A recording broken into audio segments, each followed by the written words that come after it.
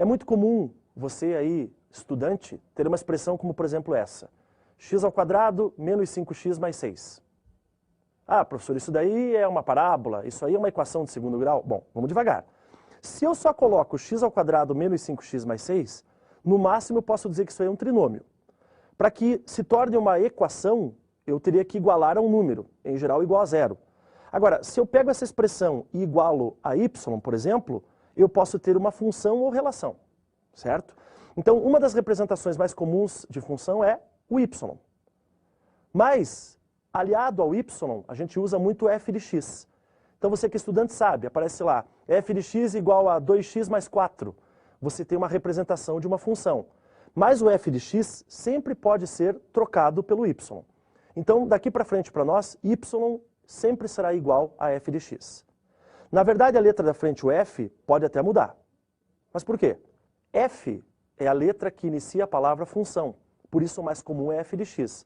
Mas pode ser g de x, pode ser h de x e qualquer outra letra. A gente só não costuma usar x de x para não dar encrenca. Tá certo? Outra representação de função é a seguinte. Você tem um conjunto A e um conjunto B, certo? Entre o A e o B, imagine as letras A e B, você vai colocar uma flechinha e em cima dessa flechinha um Fzinho, para dizer que você tem uma função. Agora imagine uma outra situação. Você escreve a letra F, 2 pontos. Escreve a letra A, flechinha e B. Essa é uma outra representação para as funções. Tá certo, minha gente? Agora nós vamos fazer um exercício para tentar mostrar para vocês algumas das aplicações de funções. Então, me acompanhe. Suponha que uma companhia de água cobre o consumo residencial pela seguinte tabela.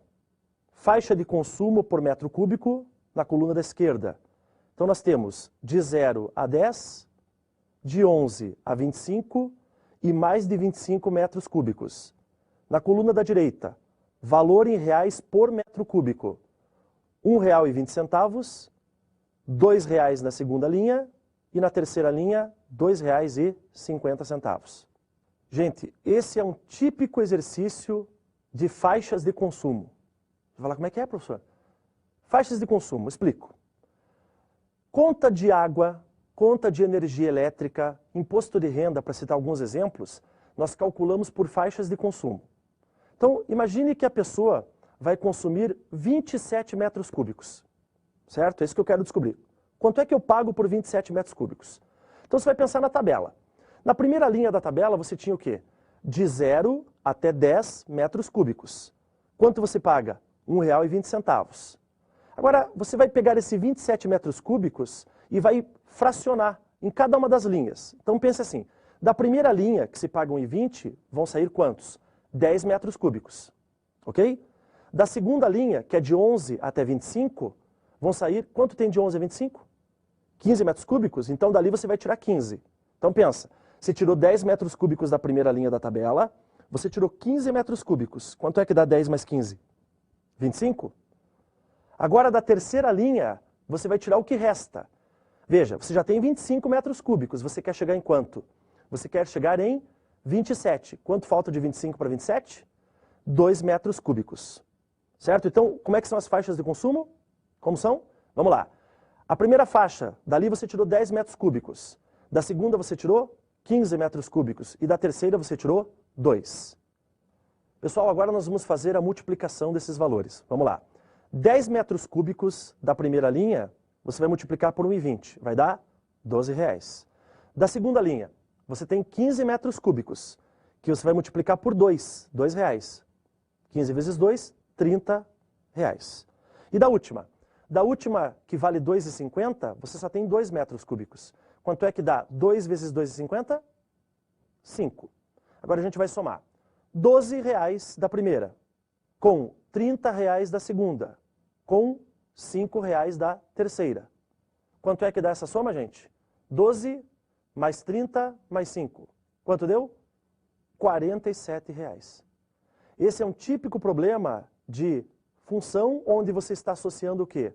Onde você está associando a quantidade de metros cúbicos consumidos com o valor que você paga para cada um deles através dessa faixa de consumo. Tudo bem? Bom, gente, quando nós falamos de funções, é muito comum nós termos gráficos envolvidos. E, independente do gráfico ser uma reta, o gráfico ser uma curva, nós podemos ter com esses gráficos uma função ou não, certo? Para você verificar se é uma função num diagrama, lembra aqueles diagramas do comecinho, conjunto A e conjunto B, você fez a ligação de flechas? Ali é fácil, você tem uma flecha saindo de cada elemento, você tem uma função. Agora, e se eu te der um gráfico no plano cartesiano? Digamos que eu te dou um desenho, ok? Imagine esse desenho que está aparecendo para você aí agora. Como é que eu verifico se esse desenho que você tem aí é uma função ou não? Existe uma regra prática que você pode usar que é a seguinte. Você vai traçar retas verticais paralelas ao eixo Y. Tá? Então comece lá da esquerda para a direita por toda a extensão do desenho. Traçamos uma primeira reta vertical, veja, cortamos o desenho em um ponto.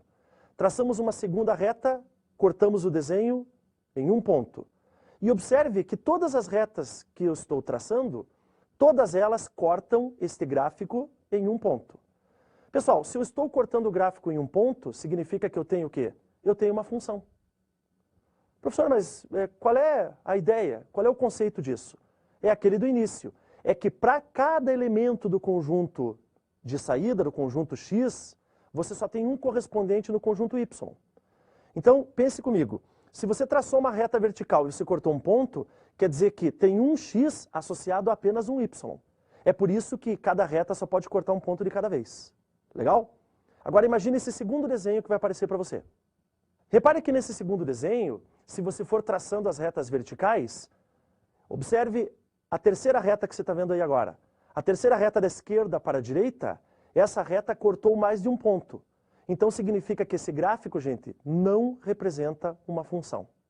Então agora você já sabe como verificar se você tem uma função, tanto utilizando os diagramas de Euler-Venn, quanto utilizando o plano cartesiano. Ok?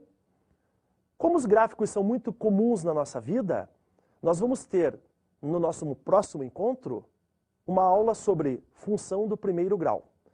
E só para você ter uma ideia, a função do primeiro grau, que é representada por uma reta, é uma das funções mais utilizadas. Independente do vestibular que você faça, e independente da prova até. Não estou falando só da prova de matemática, não. Você pode ter um gráfico representado por uma reta na prova de física, de biologia, até mesmo em prova de língua portuguesa, gente. Quem é professor de língua portuguesa sabe que em muitas redações, ou até mesmo em compreensões de textos, aparecem gráficos para que o aluno dali tire os dados para confeccionar a redação ou que se faça uma compreensão daquele texto. Certo, minha gente? Eu agradeço mais uma vez a presença e a paciência com a matemática e em breve nós nos veremos para falar sobre função do primeiro grau.